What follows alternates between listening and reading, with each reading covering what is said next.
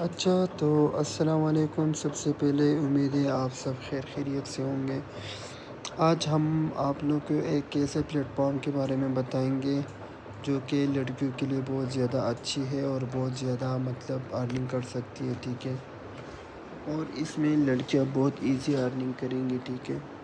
इसमें ये होगा, सबसे पहले आप लोगों ने अपना सोगो ऐप डाउनलोड करना पड़ेगा और उसके बाद आप लोगों ने जाना है और वेरिफिकेशन वगैरह करवाना है। फिर उसके बाद आप लोग गूगल जाना है, गूगल क्रोम से कोई पिक्चर वगैरह लगाकर डीपी पे अपलोड कर सकते हो, ठीक है, प्रोफाइल पे।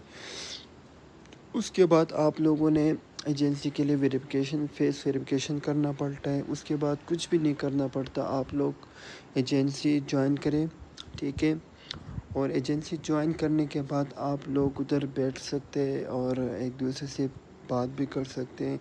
दूसरी बात है, आप लोग चैट से भी अर्निंग कर सकती है। और दूसरी बात है, आप लोग ये जो एजेंसी है, माई एजेंसी ऑप्शन जिसको नहीं आ रहे तो मैं नेक्स्ट पार्ट में बता दूंगा।